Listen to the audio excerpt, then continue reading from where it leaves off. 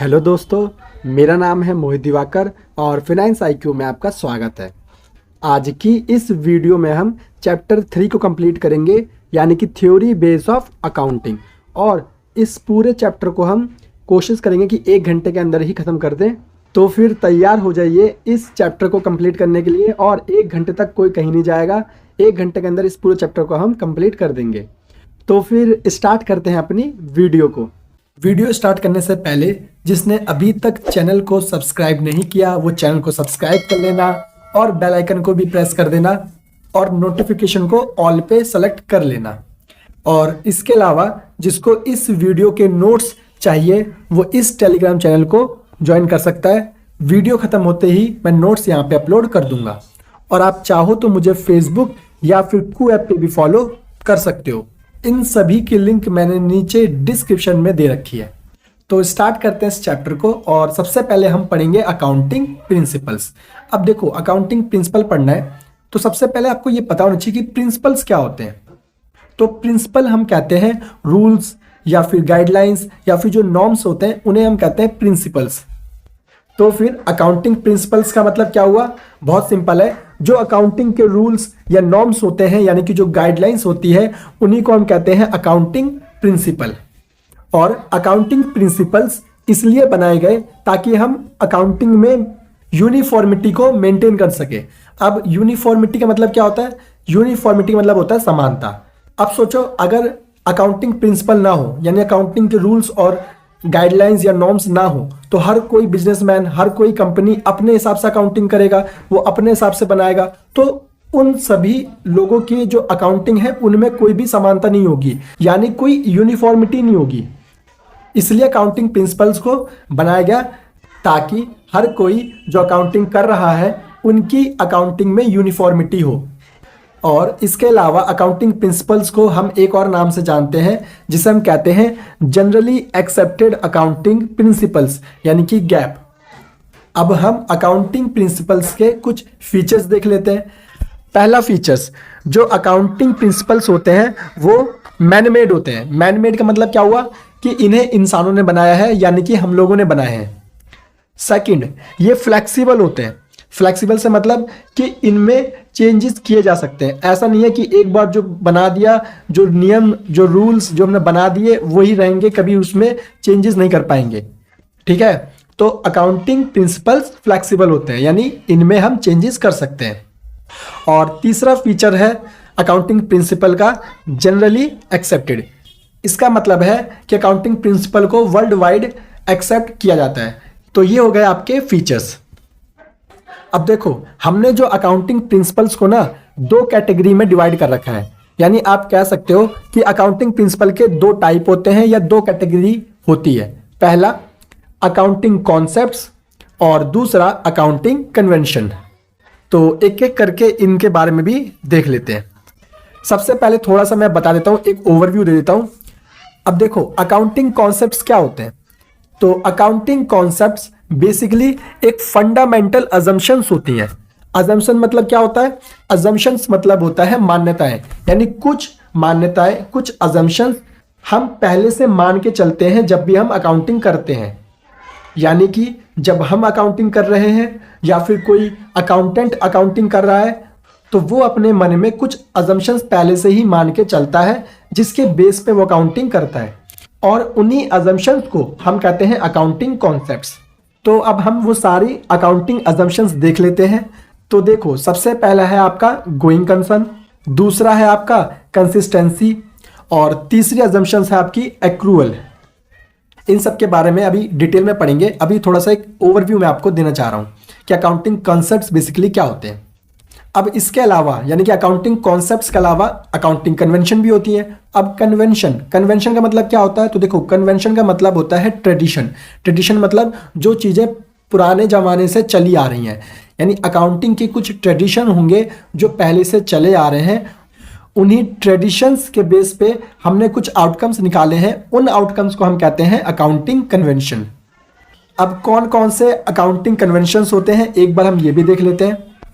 देखो, 11 तरह के आपको अकाउंटिंग कन्वेंशन पढ़ने हैं। सबसे पहले बिजनेस एंटिटी, फिर मनी मेजरमेंट, फिर अकाउंटिंग पीरियड, उसके बाद फुल डिस्क्लोजर और मटेरियलिटी, इसके अलावा प्रूडेंस या फिर conservatism, history cost, matching concept, dual aspects, revenue recognition और वेरीफिएबल ऑब्जेक्टिव। ये सारे अकाउंटिंग कन्वेंशन हमें पढ़ने हैं। Accounting concepts. अब देखो, लास्ट वीडियो में मैंने आपको बताया था कि अकाउंटिंग कॉन्सेप्ट बेसिकली क्या होता है, लेकिन मैं फिर से एक बार आपको थोड़ा सा ब्रीफ कर देता हूं कि बेसिकली अकाउंटिंग कॉन्सेप्ट किसे कहते हैं। तो देखो, जब भी कोई अकाउंटेंट किसी बिजनेस की अकाउंटिंग करता है तो वो कुछ अजम्पशन के आधार पर अकाउंटिंग करता है। यानी जब भी हम अकाउंटिंग करते हैं तो हम कुछ अजम्पशंस बना के अकाउंटिंग करते हैं और उन अजम्पशंस को हम अकाउंटिंग कॉन्सेप्ट कहते हैं। अब देखो, जो अकाउंटिंग कॉन्सेप्ट आपके होते हैं वो होते हैं 3 टाइप्स के। First going concern, second consistency और थर्ड आपका है एक्रूअल। अब हमें ये तीनों अजम्पशंस एक एक करके पढ़नी है। तो स्टार्ट करते हैं सबसे पहले गोइंग कंसर्न से। First going concern assumptions. अब देखो, जो यहाँ पे कंसर्न लिखा है इसका मतलब होता है बिजनेस या फिर इंटरप्राइज, और जो गोइंग है, गोइंग का मतलब होता है जो चलता रहे। अब देखो, कोई भी पर्सन या फिर बिजनेसमैन जब अपना बिजनेस स्टार्ट करता है तो वो चाहता है कि उसका छोटा सा बिजनेस फ्यूचर में बड़ा हो जाए, उसका बिजनेस हमेशा चलता रहे, कभी भी बंद ना हो। इसी तरह जब कोई अकाउंटेंट किसी बिजनेस की अकाउंटिंग करने जाता है तो सबसे पहला अजम्पशन का मतलब आप क्या चीज सोच के अकाउंटिंग करेंगे। तो आप एक पहली अजम्पशन क्या अपने मन में सोचते हैं कि जो बिजनेस है वो हमेशा चलता रहेगा, यानी the business will continue for the foreseeable future and there is no intention to close the business. मतलब बिजनेस हमेशा चलता रहेगा और उसको बंद करने का कोई इंटेंशन नहीं है। ये सोच के साथ अकाउंटेंट किसी भी बिजनेस की अकाउंटिंग करता है। यही बेसिकली आपका होता है गोइंग कंसर्न अजम्पशन, कि आप जब किसी बिजनेस की अकाउंटिंग कर रहे हो तो आपको ये मान के चलना है कि वो बिजनेस कभी भी बंद नहीं होगा, हमेशा चलता रहेगा।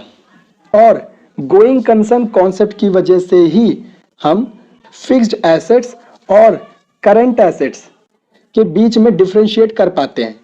अब फिक्स्ड एसेट्स और करंट एसेट्स क्या होती है, इसके ऊपर मैंने पहले से ही वीडियो बनाया था जब मैंने आपको चैप्टर 2 पढ़ाया था।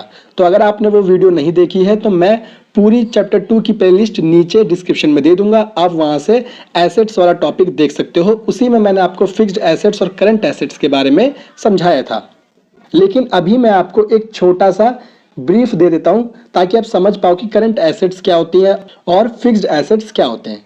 तो देखो, करंट एसेट्स वो एसेट्स होती है जिन्हें हम 1 साल के अंदर कैश में कन्वर्ट कर सकते हैं, और नॉन करंट एसेट्स या फिक्स्ड एसेट्स वो एसेट्स होती हैं जिनकी लाइफ मोर देन 1 ईयर की होती है, यानी 1 से ज्यादा सालों तक उन्हें हम यूज कर सकते हैं।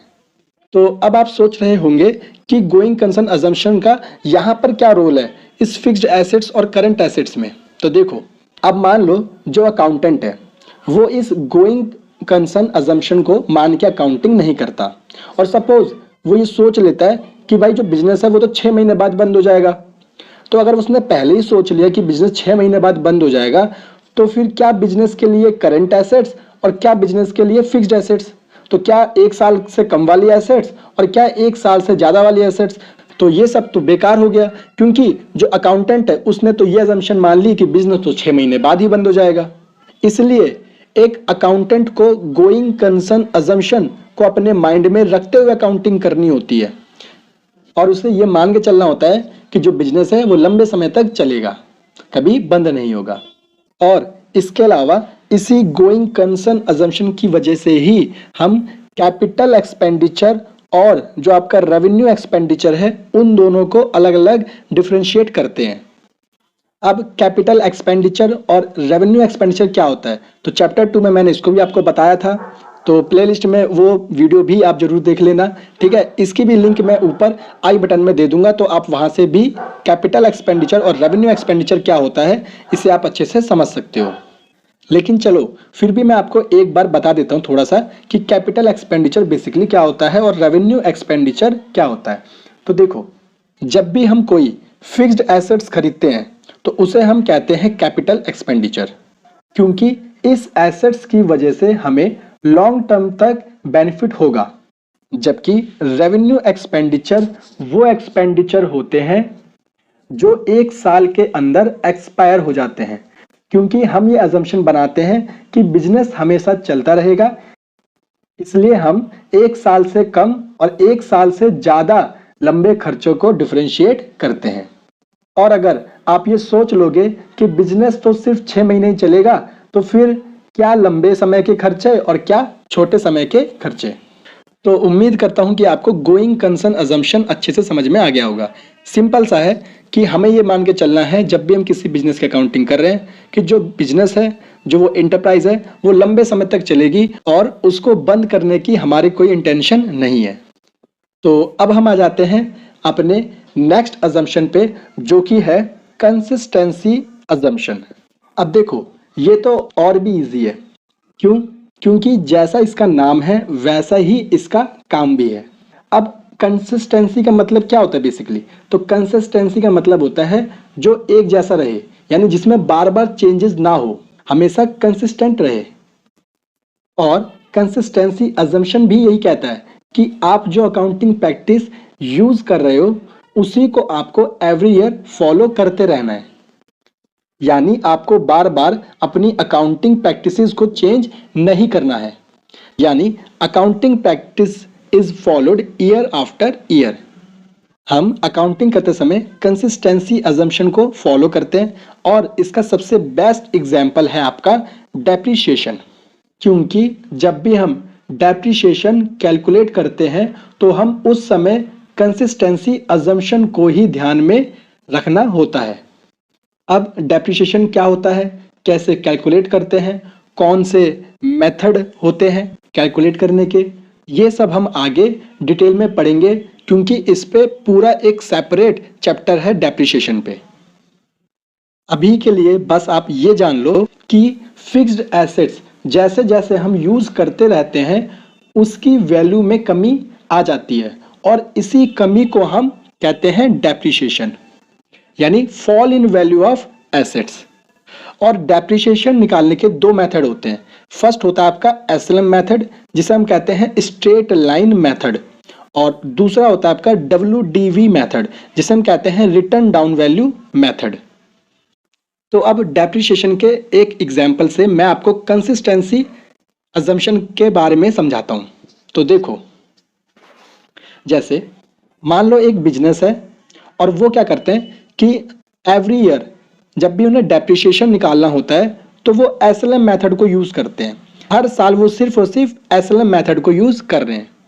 तो यहाँ पे आप देख सकते हो कि ये लोग कंसिस्टेंसी बनाए हुए हैं।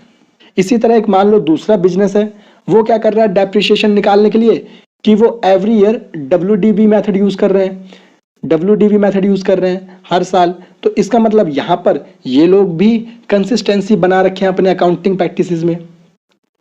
लेकिन मान लो एक थर्ड बिजनेस है, वो क्या करता है कि पहले साल तो उसने डेप्रिसिएशन निकाला एसएलएम मेथड से, नेक्स्ट ईयर निकाल लिया मान लो डब्ल्यूडीवी से, और फिर मान लो फिर से उसने निकाला डब्ल्यूडीवी से, और नेक्स्ट ईयर फिर चेंज कर दिया उसने अब और यूज करने लगा एसएलएम मेथड। तो आप यहाँ पे साफ देख सकते हो कि जो थर्ड बिजनेस है उसकी अकाउंटिंग प्रैक्टिसेस में कंसिस्टेंसी नहीं है, क्योंकि वो एवरी ईयर अपनी जो अकाउंटिंग प्रैक्टिसेस है उसे चेंज कर रहा है। तो अब आप समझ गए कि कंसिस्टेंसी अजम्पशन कहता है कि एवरी ईयर आपको सेम अकाउंटिंग प्रैक्टिसेस को फॉलो करना है जब भी आप बिजनेस की अकाउंटिंग करो। तो अब आपका क्वेश्चन होगा कि क्या सर हम अकाउंटिंग प्रैक्टिसेस को चेंज नहीं कर सकते? तो मैं आपको बता दूं कि बिल्कुल आप अकाउंटिंग प्रैक्टिसेस को चेंज कर सकते हो, बट आप तभी चेंज कर सकते हो जब खुद लॉ आपसे कहे कि भाई आपको अपने अकाउंटिंग प्रैक्टिसेस चेंज करनी है। यानी मान लो गवर्नमेंट ने कोई नया लॉ बना दिया कि अब आपको ये वाले अकाउंटिंग प्रैक्टिसेस यूज नहीं करनी, तो भी हमें अकाउंटिंग प्रैक्टिसेस को अपना चेंज करना पड़ सकता है। और या फिर आपको अकाउंटिंग स्टैंडर्ड ही कह दें कि अब आपको ये वाली अकाउंटिंग प्रैक्टिसेस बंद करनी है या फिर ये वाली अकाउंटिंग प्रैक्टिस यूज करनी है, तो भी आप अकाउंटिंग प्रैक्टिसेस चेंज कर सकते हो। और जो अकाउंटिंग स्टैंडर्ड्स होते हैं वो बेसिकली लॉ के बराबर ही उन्हें हम मानते हैं। एक तरह से ये अकाउंटिंग के लॉ हैं।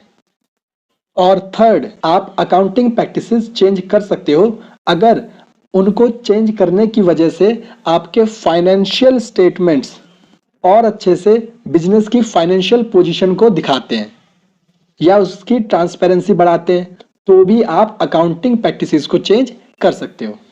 तो ये था आपका सेकंड अजम्पशन, यानी कि कंसिस्टेंसी अजम्पशन, जो ये कहता है कि आपको year by year same accounting practices को फॉलो करना है।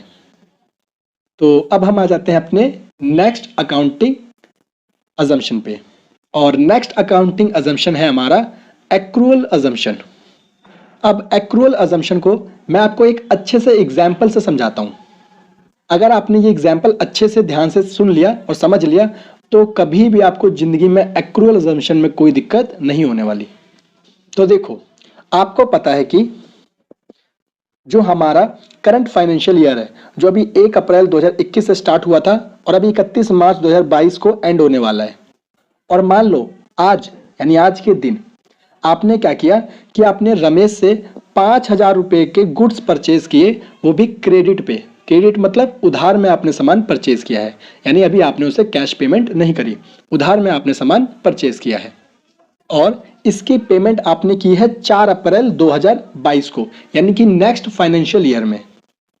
तो अब मेरा आपसे एक क्वेश्चन है, और वो क्वेश्चन ये है कि जो आपने आज यानी 27 मार्च 2022 को जो ये 5,000 के गुड्स परचेज किए हैं उधार में, इस परचेज की जो एंट्री है ये आप कब रिकॉर्ड करोगे?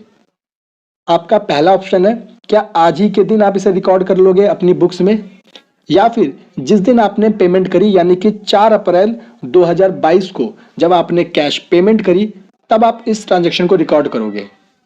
तो अब आप थोड़ा सा 2-4 सेकंड सोचो और कमेंट में जरूर अपना आंसर बताना। तो उम्मीद करता हूं कि आपने अपना आंसर अगर कमेंट में नहीं भी बताया होगा तो अपने माइंड में सोच तो लिया ही होगा। तो अब इसका आंसर मैं आपको बताता हूं। तो देखो, इसका आंसर है आपका ऑप्शन ए, यानी अगर आपने ये सोचा है कि हम इस ट्रांजैक्शन को 27 मार्च 2022 को ही रिकॉर्ड कर लेंगे जिस दिन हमने ट्रांजैक्शन किया है, तो आपने बिल्कुल राइट सोचा है। और ऐसा इसलिए है क्योंकि इसके पीछे जो लॉजिक है वो है एक्रूअल अजम्पशन। अब एक्रूअल अजम्पशन क्या होता है, तो इसकी भी एक बार मैं आपको डेफिनेशन दिखा देता हूं। तो देखो, एक्रूअल अजम्पशन या फिर एक्रूअल कॉन्सेप्ट क्या होता है? A transaction is recorded in the books when it's take place and not when the settlement take place। इसका मतलब क्या हुआ? इसका सिंपल सा मतलब यह है कि आपको ट्रांजैक्शन उसी दिन रिकॉर्ड करना है जिस दिन वो ट्रांजैक्शन हुआ, यानी जिस दिन वो ट्रांजैक्शन किया गया उसी दिन आपको बुक्स ऑफ अकाउंट्स में उस ट्रांजैक्शन को रिकॉर्ड करना है, ना कि उस दिन जिस दिन आपने सेटलमेंट की। सेटलमेंट का मतलब होता है कि जिस दिन आपने पैसा दिया या जिस दिन पैसा लिया। तो सिंपल सा है ये कॉन्सेप्ट। तो अब देखो, उस एग्जाम्पल पे दोबारा आते हैं।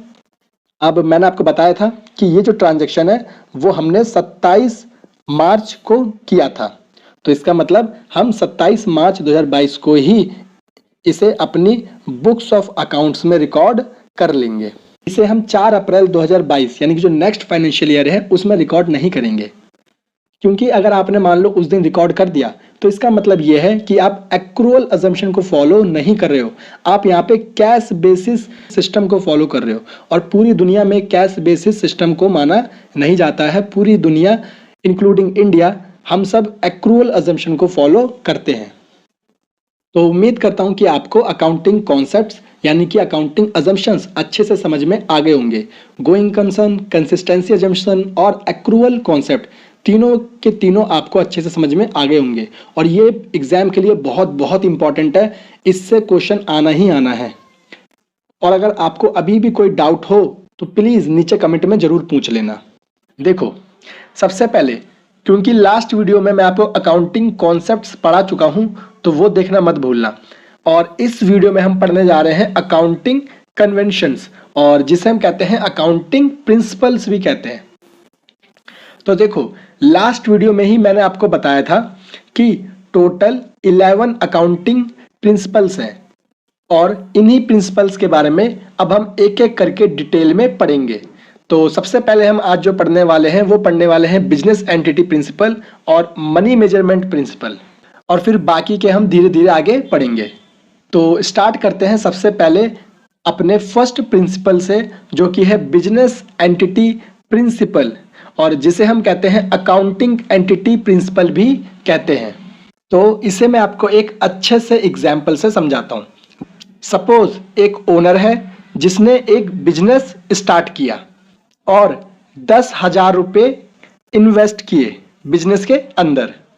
तो ये 10,000 रुपये जो ओनर ने अपने बिजनेस में इन्वेस्ट किए हैं, इसे हम कहते हैं कैपिटल। अब बिजनेस एंटिटी प्रिंसिपल्स ये कहता है कि जो ओनर है और जो ये बिजनेस है, ये दोनों अलग अलग सेपरेट एंटिटी हैं, यानी बिजनेस एक अलग है और जो ओनर है वो अलग है।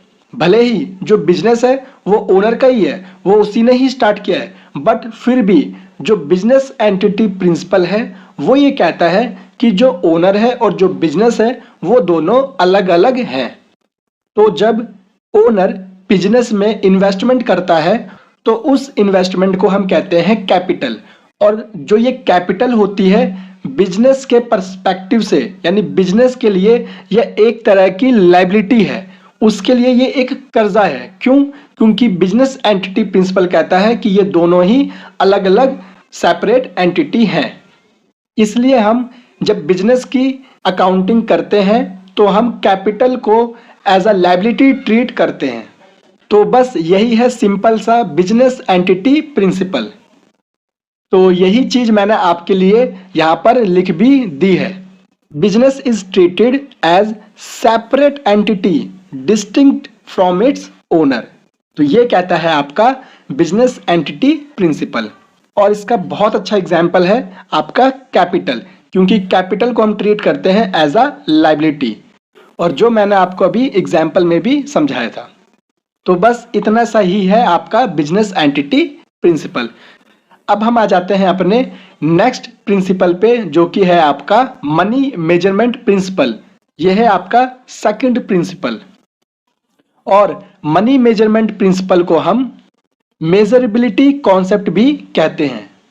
अब देखो, जो मनी मेजरमेंट प्रिंसिपल है वो ये कहता है कि हर ट्रांजैक्शन एंड इवेंट जिसे भी हम मनी की टर्म्स में रिकॉर्ड करते हैं, उन्हें ही हम अपनी बुक्स ऑफ अकाउंट्स में लिखेंगे। यानी transaction and events that can be expressed in terms of money are recorded in the books of accounts। मतलब वो ट्रांजैक्शंस जिन्हें मनी के टर्म्स में रिकॉर्ड करते हैं, ओनली वही आप बुक्स ऑफ अकाउंट्स में लिखोगे। फॉर एग्जाम्पल, जैसे मान लो आपने गुड्स परचेज किए, या फिर आपने गुड्स को सेल किया। मान लो आपने कोई एसेट्स परचेज करी या किसी एसेट्स को सेल किया, या मान लो आपने एम्प्लॉय को सैलरी पे करी। इन सभी ट्रांजैक्शंस को हम मनी के टर्म्स में रिकॉर्ड कर सकते हैं, इसलिए इन्हें हम बुक्स ऑफ अकाउंट्स में रिकॉर्ड करेंगे। और जिन ट्रांजैक्शंस और इवेंट्स को हम मनी के टर्म्स में रिकॉर्ड नहीं कर सकते, उन्हें हम अपनी बुक्स ऑफ अकाउंट्स में रिकॉर्ड नहीं करेंगे। तो उम्मीद करता हूं कि आपको मनी मेजरमेंट प्रिंसिपल भी अच्छे से समझ में आ गया होगा। फिर भी अगर आप पे कोई डाउट रह जाए तो नीचे कमेंट में जरूर पूछ लेना। तो थर्ड अकाउंटिंग प्रिंसिपल है आपका अकाउंटिंग पीरियड प्रिंसिपल। अब अकाउंटिंग पीरियड प्रिंसिपल क्या होता है बेसिकली, तो इसे मैं आपको एक अच्छे से एग्जांपल से समझाने की कोशिश करता हूं। तो देखो, मान लो एक बिजनेस है, और मान लो ये अभी 1 अप्रैल 2022 को ही स्टार्ट हुआ था। अब इसकी लाइफ कितनी होगी ये तो हमें भी नहीं पता। हो सकता है ये बिजनेस 1 साल बाद बंद हो जाए, हो सकता है ये बिजनेस 10 साल तक चले, और ये भी हो सकता है कि ये बिजनेस 50 साल, 100 साल, 150 साल तक चले। तो आप कहोगे सर 150 साल तक कौन सा बिजनेस चलता है? भाई बिल्कुल 150 साल तक भी बिजनेस चलते हैं। जैसे आपने टाटा का नाम सुना होगा, तो वो बिजनेस 150 साल से चल रहा है। इसलिए जो एक बिजनेस होता है उसकी जो लाइफ होती है, यानी बिजनेस की जो लाइफ होती है उसे हम मानते हैं कि वो है इनडेफिनेट, यानी कि वो हमेशा चलता रहेगा। लेकिन चलो फिर भी मैं आपके लिए मान लेता हूं कि एक बिजनेस की लाइफ है सिर्फ 25 साल, ठीक है। अब ये मुझे बताओ कि बिजनेस की लाइफ है 25 साल, तो क्या मुझे ये जानना है कि मेरे बिजनेस में कितना प्रॉफिट हुआ, कितना लॉस हुआ? तो क्या मैं उसके लिए पूरे 25 साल वेट करूं कि जब मेरा वो बिजनेस बंद हो जाएगा तब मैं ये चेक करूंगा कि मुझे कितना प्रॉफिट हुआ, कितना मुझे लॉस हुआ? तो आप कहोगे सर ये तो बेकार है कि 25 साल तक हमें वेट करना पड़ रहा है, और यही अगर बिजनेस 100 साल का होता तो 100 साल वेट करते। इसलिए क्या किया गया कि हमने बिजनेस को छोटे छोटे टाइम इंटरवल में डिवाइड कर दिया, छोटे छोटे पीरियड्स में डिवाइड कर दिया, और इन छोटे छोटे पीरियड्स को हमने नाम दिया अकाउंटिंग पीरियड्स, जिसे आप अकाउंटिंग ईयर भी कह सकते हो।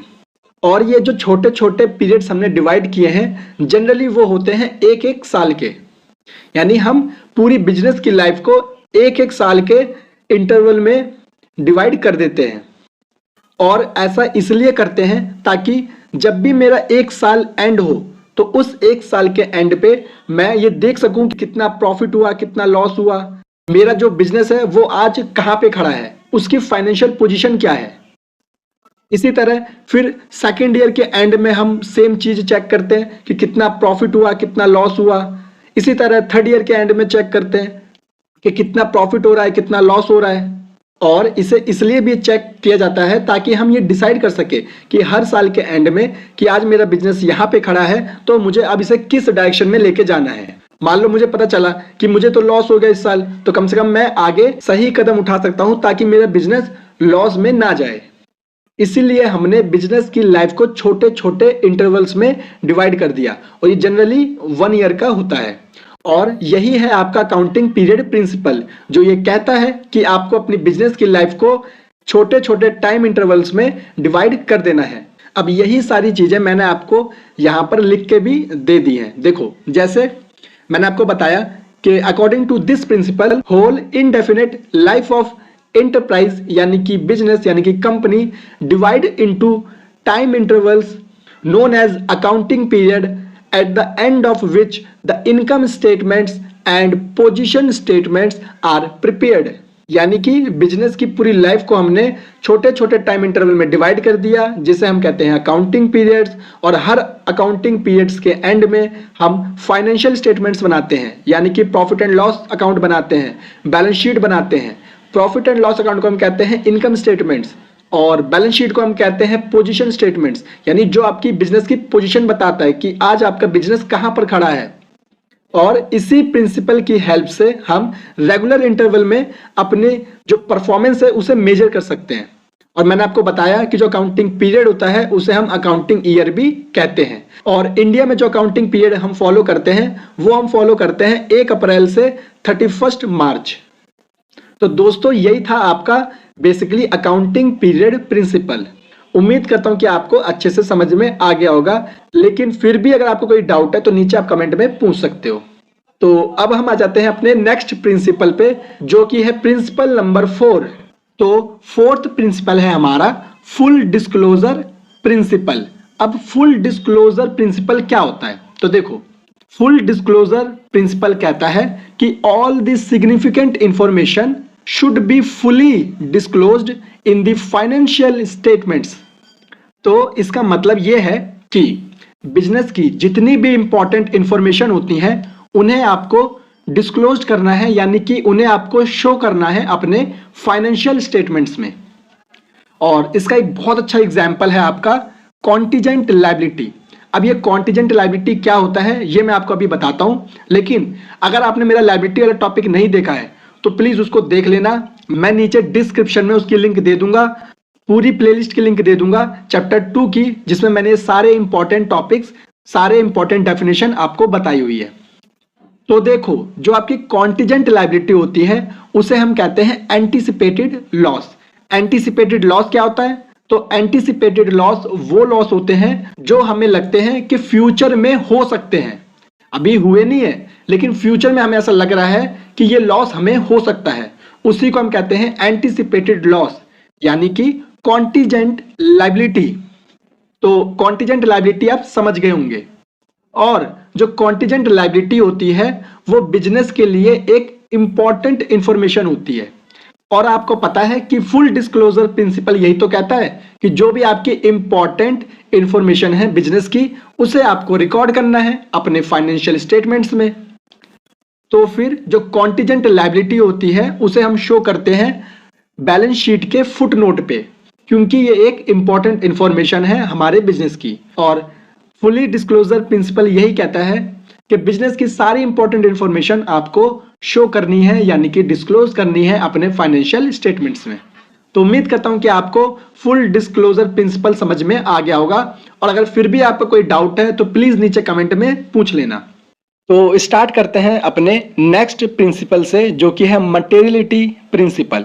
अब मटेरियलिटी प्रिंसिपल क्या होता है? तो अगर जब मैंने आपको फुल डिस्क्लोजर प्रिंसिपल पढ़ाया था, तो अगर आपने वो पढ़ा है तो आपको ये बहुत इजी लगने वाला है।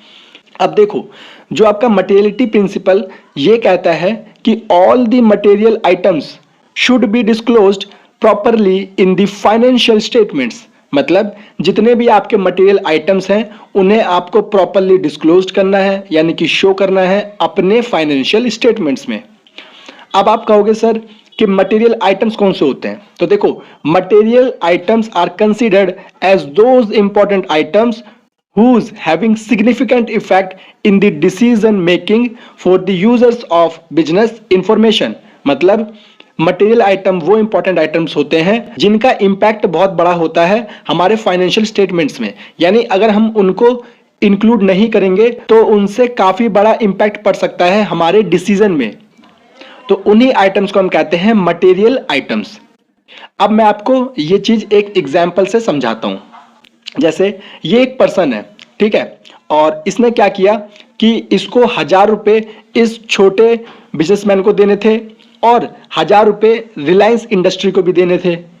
तो इस पर्सन ने क्या किया कि 1000 रुपए इन दोनों के ही नहीं दिए। उसने कहा मैं नहीं दे सकता 1000 रुपए। तो देखो, जो ये 1000 रुपए हैं इस छोटे बिजनेसमैन के लिए बहुत इंपॉर्टेंट है। तो ये 1000 रुपए इसके लिए मटेरियल का काम करेगा, क्योंकि इसके लिए ये 1000 रुपए बहुत बड़ी बात है। छोटा सा बिजनेस है और मुश्किल से ही 1000-2000 रुपए भी अगर लोग नहीं देंगे तो इसको तो काफी लॉस होगा। इसके लिए बहुत जरूरी है ये 1000 रुपए।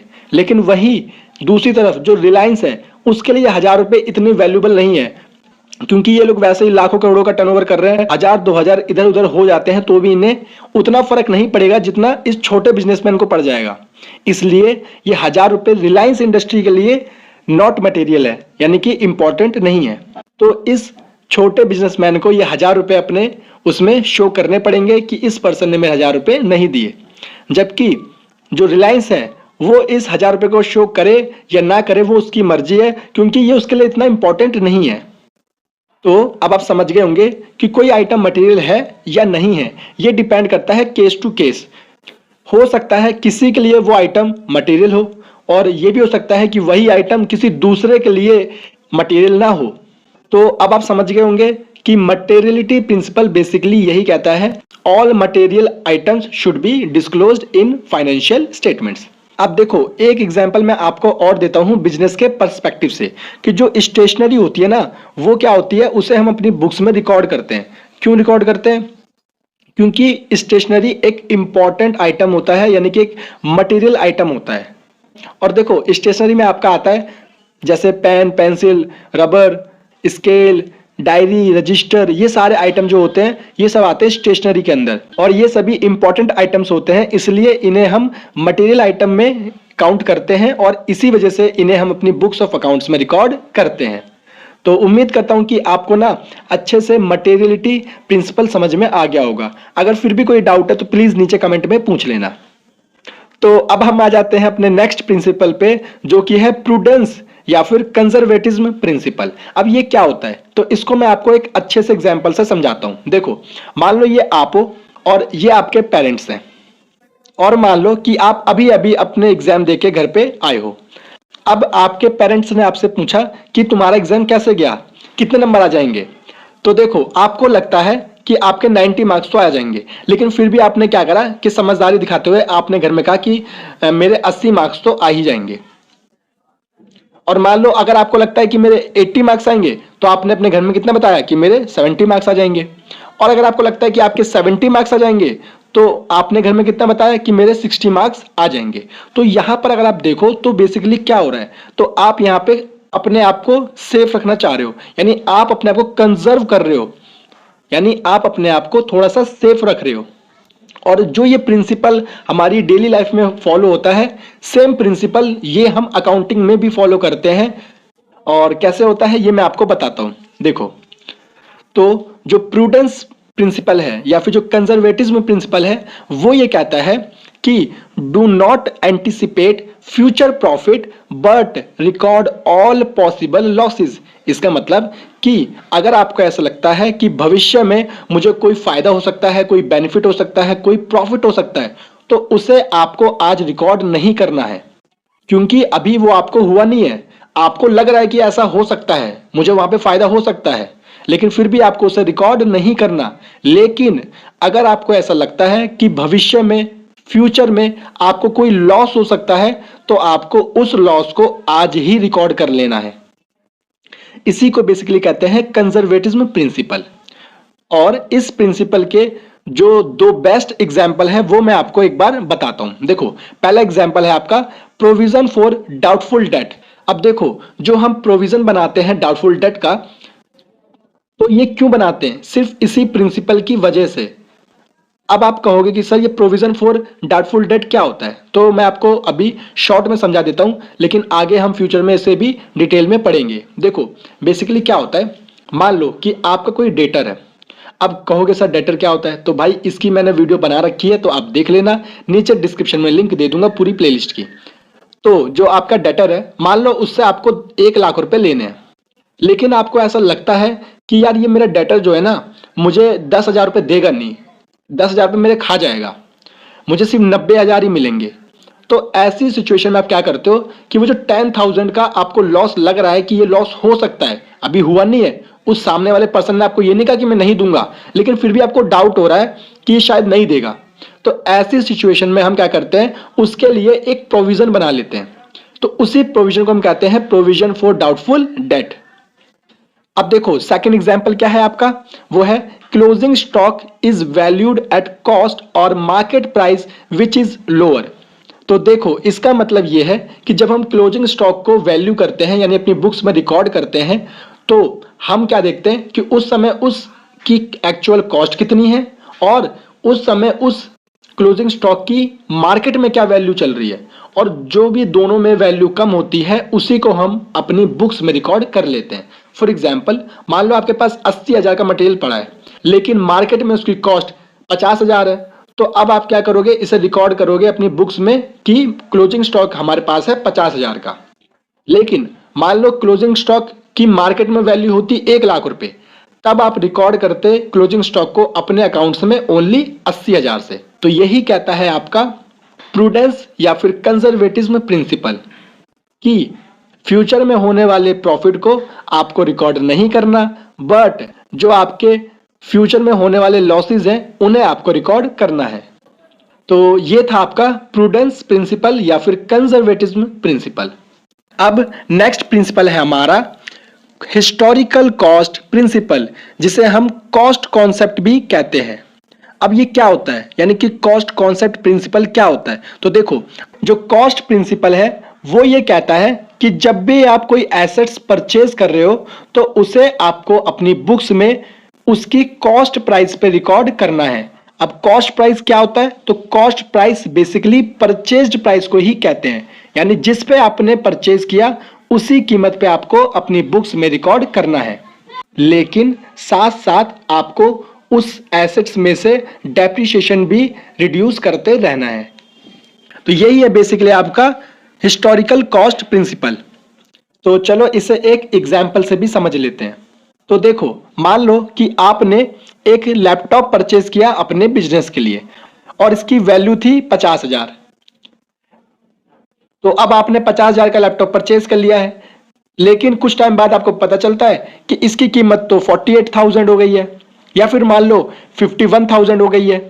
तो अब आप किस पर रिकॉर्ड करोगे इस लैपटॉप को अपनी बुक्स में, तो कॉस्ट प्रिंसिपल यहाँ पे इसका सॉल्यूशन देता है कि अगर ऐसा होता है कि मार्केट में कोई और प्राइस चल रहा है लेकिन आपने किसी और प्राइस पे परचेज किया है, तो ऐसी सिचुएशन में आपको हमेशा अपनी बुक्स में उसी प्राइस पे रिकॉर्ड करना है जिस प्राइस पे आपने वो परचेज किया है, और इसे हम रिकॉर्ड करेंगे अपनी बुक्स में ओनली 50,000 पे, क्योंकि यही हमने पेमेंट की है।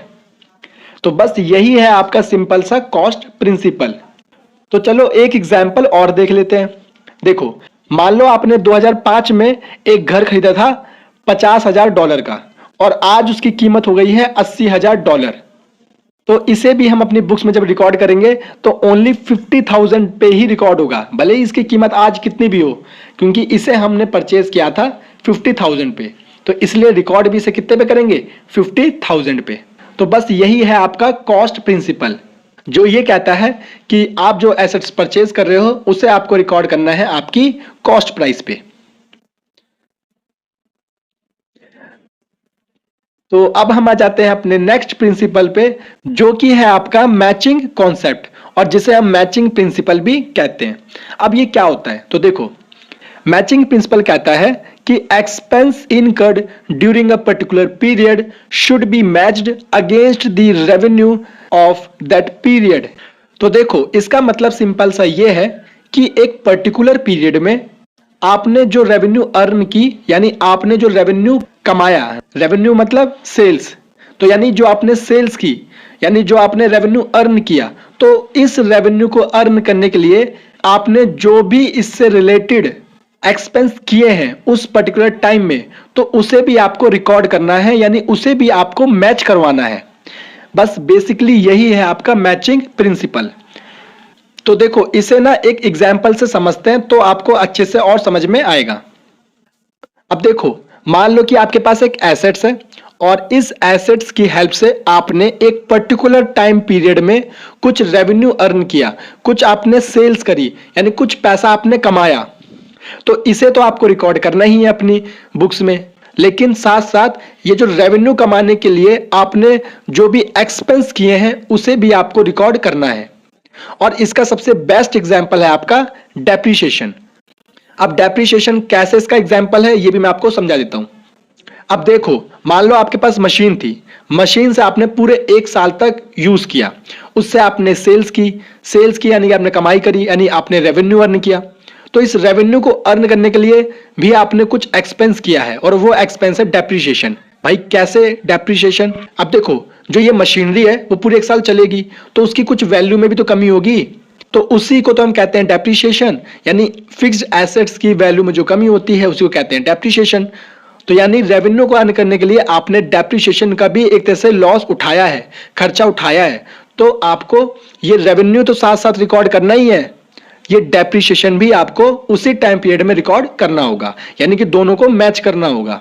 यही है बेसिकली आपका मैचिंग कॉन्सेप्ट। तो अब आप समझ गए कि जो मैचिंग कॉन्सेप्ट है बेसिकली वो क्या है, कि जो रेवेन्यू है और जो उससे रिलेटेड एक्सपेंस है सेम अकाउंटिंग ईयर के, उन्हें आपको रिकॉर्ड करना है, उन्हें आपको मैच करना है। वही है बेसिकली आपका मैचिंग कॉन्सेप्ट। तो उम्मीद करता हूं कि आपको मैचिंग कॉन्सेप्ट भी अच्छे से समझ में आ गया होगा, और अगर फिर भी कोई डाउट है तो प्लीज नीचे कमेंट में पूछ लेना। देखो, पहला हमारा जो आज का टॉपिक है वो है डुअल एस्पेक्ट्स और डुअलिटी प्रिंसिपल। अब ये क्या होता है, तो देखो, डुअल एस्पेक्ट्स प्रिंसिपल ये कहता है कि हर एक ट्रांजैक्शन का 2 एस्पेक्ट होते हैं। एक होता है आपका डेबिट एस्पेक्ट, एक होता है आपका क्रेडिट एस्पेक्ट्स। और जो आपका डेबिट एस्पेक्ट होगा और जो आपका क्रेडिट एस्पेक्ट्स होगा वो दोनों हमेशा इक्वल होंगे। बस यही है आपका डुअल एस्पेक्ट्स प्रिंसिपल या फिर डुअलिटी प्रिंसिपल। अब देखो, ये जो आपका प्रिंसिपल है इसके ऊपर पूरा एक चैप्टर आगे बेस्ड है, जो कि है अकाउंटिंग इक्वेशन। तो अगर आपको वो चैप्टर अच्छे से करना है तो आपको इस प्रिंसिपल को समझना जरूरी है। और आपको एक इक्वेशन ये भी याद रखनी है जो कि आपको आगे बहुत काम आने वाली है। तो इक्वेशन है आपकी assets equal to liabilities plus capital. तो इसे आपको हमेशा याद रखना है। यहां पर भी मैंने आपके लिए डेफिनेशन लिख दी है, तो आप यहां पर भी इसे देख सकते हो। Every transaction has 2 aspects, a debit and a credit of equal amount. ठीक है, फॉर एग्जाम्पल देखो, जैसे आपने परचेज किए गुड्स ₹10,000 के कैश में, तो अब इस ट्रांजेक्शन की एंट्री क्या होगी? तो इस ट्रांजेक्शन की एंट्री होगी purchase account debit to cash account, जहां पे परचेज अकाउंट आपका डेबिट होगा 10,000 से और कैश अकाउंट क्रेडिट होगा 10,000 से। तो आप देख सकते हो सीधा सीधा कि इस ट्रांजेक्शन में दो एस्पेक्ट हैं, एक आपका परचेज और एक आपका कैश। परचेज आपका डेबिट एस्पेक्ट है और कैश आपका क्रेडिट एस्पेक्ट है, और दोनों ही इक्वल अमाउंट से हैं, यानी कि 10,000। तो बस यही है आपका डुअलिटी प्रिंसिपल या फिर डुअल एस्पेक्ट प्रिंसिपल। अगर फिर भी आपको कोई डाउट रह जाए तो प्लीज नीचे कमेंट में बताना मत भूलना। अब देखो, जो आपका नेक्स्ट प्रिंसिपल है वो है रेवेन्यू रिकॉग्निशन प्रिंसिपल। अब रेवेन्यू रिकॉग्निशन प्रिंसिपल क्या होता है? तो अगर आप इसे समझना चाहते हैं तो मैंने एक्रूअल कॉन्सेप्ट पे एक वीडियो बनाया था, उसे आप जरूर देख लेना, क्योंकि जो रेवेन्यू रिकॉग्निशन प्रिंसिपल है वो पूरा का पूरा एक्रूअल कॉन्सेप्ट को फॉलो करता है। तो अगर आपने मेरी एक्रूअल कॉन्सेप्ट की वीडियो देख रखी है तो ये आपको बिल्कुल इजीली समझ आ जाएगा, क्योंकि दोनों ही बिल्कुल सेम है। और जिसने नहीं देखी, मैं पूरी प्लेलिस्ट की लिंक नीचे डिस्क्रिप्शन में दे दूंगा, वहां से आप एक्रूअल कॉन्सेप्ट एक बार देख लेना। तो देखो, जो रेवेन्यू रिकॉग्निशन प्रिंसिपल है वो ये कहता है कि revenue is recognised in the period in which it is earned irrespective of the fact whether it is received और नॉट। मतलब कि रेवेन्यू को आपको तभी रिकॉर्ड करना है जब आपने उसे अर्न कर लिया है, भले ही आपको पैसे अभी रिसीव हुए हैं या फिर नहीं। तो बस यही कहता है आपका रेवेन्यू रिकॉग्निशन प्रिंसिपल। तो एक बार जरूर आप एक्रूअल कॉन्सेप्ट देख लेना, फिर भी कोई डाउट हो तो मुझे नीचे कमेंट में बताना मत भूलना। अब चलते हैं हम अपने नेक्स्ट प्रिंसिपल पे, जो कि है वेरिफिएबल ऑब्जेक्टिव प्रिंसिपल। अब जो वेरिफिएबल ऑब्जेक्टिव प्रिंसिपल है वो ये कहता है कि there must be objective evidence of transaction which are capable of verification. इसका मतलब ये है कि हर एक ट्रांजैक्शन का आपके पास एक एविडेंस होना चाहिए, एक प्रूफ होना चाहिए, ताकि हम उस ट्रांजैक्शन को वेरीफाई कर सकें। बस यही कहता है आपका वेरिफिएबल ऑब्जेक्टिव प्रिंसिपल। अब वेरीफाई अगर हमें करना है किसी ट्रांजैक्शन को, तो हमें कौन कौन से एविडेंस की जरूरत पड़ेगी? तो देखो, फॉर एग्जांपल जैसे कि इनवॉइस, बिल, ईटीसी। अब देखो, इनवॉइस क्या होता है, बिल क्या होता है, ये आपको पता होंगे। देखो फिर भी मैं बता देता हूं। जैसे मान लो हमने कोई सामान खरीदा, तो जो सामने दुकान वाला है वो हमें बिल बना के देगा, ठीक है। इसी तरह मान लो अगर हमने किसी को सामान बेचा तो हमें भी उसे बिल देना पड़ेगा, यानी हमें भी इनवॉइस बनाना पड़ेगा। तो बेसिकली जो ये बिल होते हैं, इनवॉइस होते हैं, ये प्रूफ होते हैं, ये एविडेंस होते हैं उस ट्रांजैक्शन के कि हाँ ये ट्रांजैक्शन हुआ है। तो उम्मीद करता हूं कि आपको वेरिफिएबल ऑब्जेक्टिव प्रिंसिपल भी समझ में आ गया होगा। फिर भी अगर आपको कोई डाउट हो तो नीचे कमेंट में पूछना मत भूलना। तो दोस्तों, इसी के साथ आपका जो चैप्टर है वो कंप्लीट होता है, और जितने भी इंपॉर्टेंट क्वेश्चन इस चैप्टर से बन सकते हैं वो सभी को मैंने कवर कर दिया है। तो दोस्तों, अगर आपको वीडियो अच्छी लगी हो तो प्लीज वीडियो को लाइक कर देना और शेयर कर देना अपने दोस्तों के साथ। तो मिलते हैं अब हम अपनी नेक्स्ट वीडियो में, तब तक के लिए थैंक यू।